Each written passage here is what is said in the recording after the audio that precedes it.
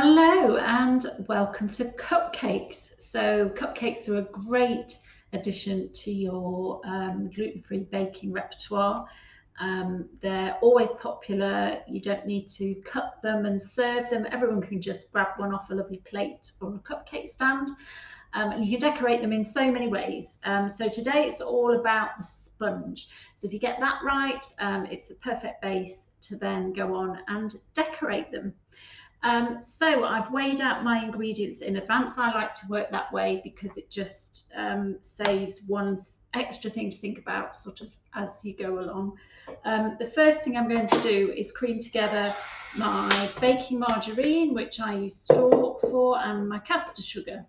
And I'm also going to pop my vanilla in at this point because it combines nicely with the butter and the sugar and saves the risk of over mixing it later.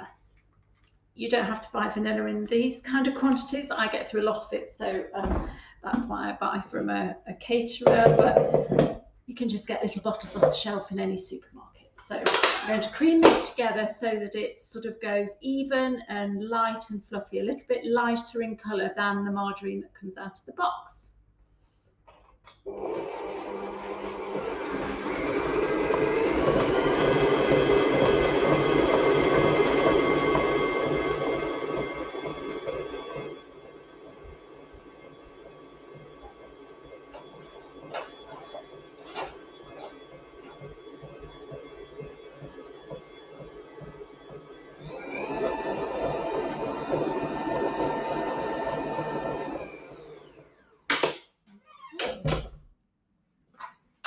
That was just blowing away my cupcake cases, creating a bit of a draft. So I just went to get my spatula out so I can scrape what was left on the paddle there. If you don't have a big mixer like this, don't just go and buy one. You can buy a very cheap hand mixer from the supermarket, about 10 or 15 pounds. That's a really good place to start. It does really save your shoulder if you're going to be baking a lot. So that's what to try to start with. So that now, if you can see, is the margarine and sugar and vanilla. So now what we're going to do is add the egg and the dry ingredients sort of alternately into that mixture. Now, when I do the eggs, so we're using 4 eggs today, I always do them into a separate bowl. And that means if you get a bit of shell, it's very easy to fish it out. Number 3, there's a bit of shell. If you do get some shell in there, use one of the empty egg shells to fish it out because it cuts through the egg white, which is kind of slimy, and means you can lift it out very easily. That's number 4. Just beat them gently, help them incorporate into the mixture, but you don't actually have to whisk them. Put those out of the way.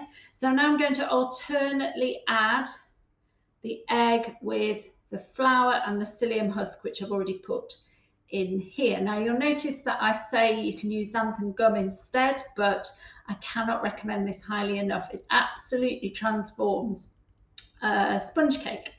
It gives a sort of wheaty flavour, a bit more of a rich flavour. It seems to reduce that ricey kind of aftertaste we get, and it is absolutely worth it. So here we go. About 1/3 of the egg, 1/3 of the dry ingredients, mix it again.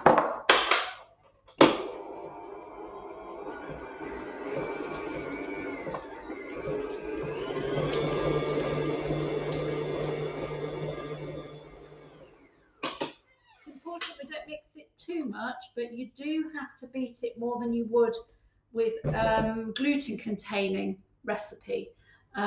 If you overmix the gluten, it can go tough, but actually we need to get plenty of air in to help this all rise because we don't have gluten in it. Now that has split slightly, which means it looks a bit lumpy. That's just the egg not yet combining. It's not a big problem. Just add a bit more flour at this stage before you add any more egg. There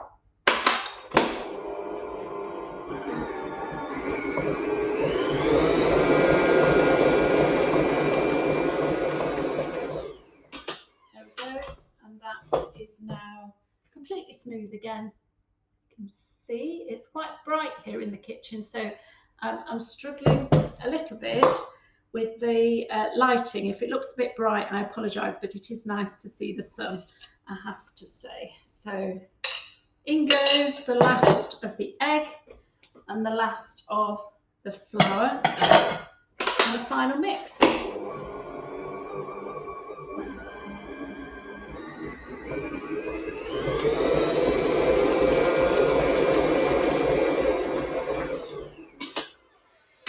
Now give it a scrape around the bowl. Make sure you don't have any bits that are missed. And a final mix.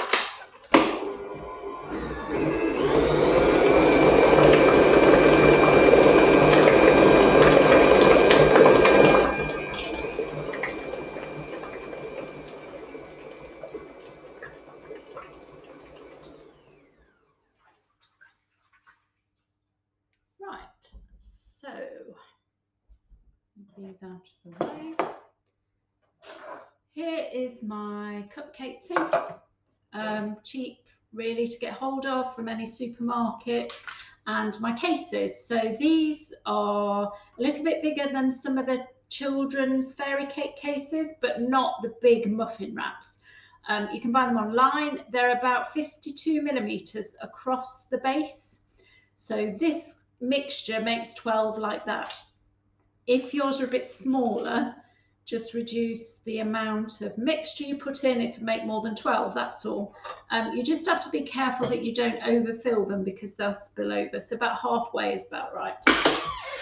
So what I'm going to do now is use 2 spoons and fill the cases. Some people will weigh this. I don't tend to bother. I know that this mixture does 12, so you can just evenly divide it out.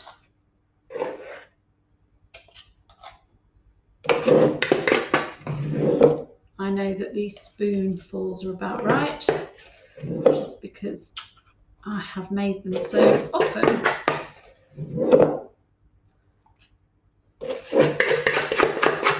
The mixture might seem quite runny.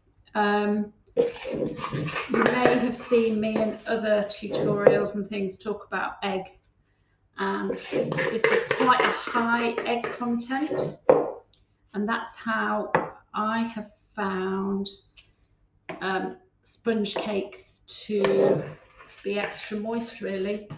Helps them rise, gives them a nice rich flavour. So just trust that the egg is okay. Now if you're using medium size eggs, you don't want 5 eggs. I think that would be too much. Just use 4 unless they're particularly small. And there we go. So that is a tray of 12 and that's going to go in the oven. We'll have a look at them when they come out. So here they are. They've been out of the oven just 2 or 3 minutes now, just to settle slightly. They seem to sort of deflate just a little bit and the cases sort of tighten up. I don't know the science behind it, but it's worth just leaving them in the tin a couple of minutes so they don't just fall apart. And then they can just be lifted out without burning your fingers quite so much.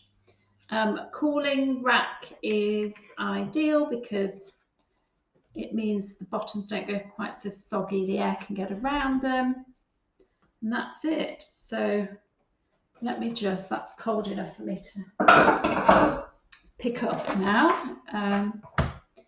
So if you can see, I'm just going to break one open. So inside, this is the softest. Honestly, I wish you could smell that now. Can you see the softest cupcake? The sponge is just amazing. The steam is still coming out. They are soft, they're not gritty, crumbly. They are absolutely amazing. And as soon as I turn the camera off, I'm going to eat that one. So talking about decoration, obviously there's icing sugar and water type icing. And then you've also got buttercream. So the way I make buttercream is double the weight in icing sugar as unsalted butter. So cut up your unsalted butter just into even sized pieces. It may need a few seconds in the microwave if it's straight from the fridge. Don't melt it, but just put it on defrost and soften it slightly. Put your icing sugar in, and it needs a really, really good beat. A little bit of vanilla extract, perhaps. And then my top tip for buttercream is to boil the kettle and add just a teaspoon of hot boiling water at a time to just loosen that buttercream slightly. It'll still firm up as it cools, but it just makes it easier to spread or pipe. And that's that really. So enjoy. I'm going to have fun decorating these later on this afternoon.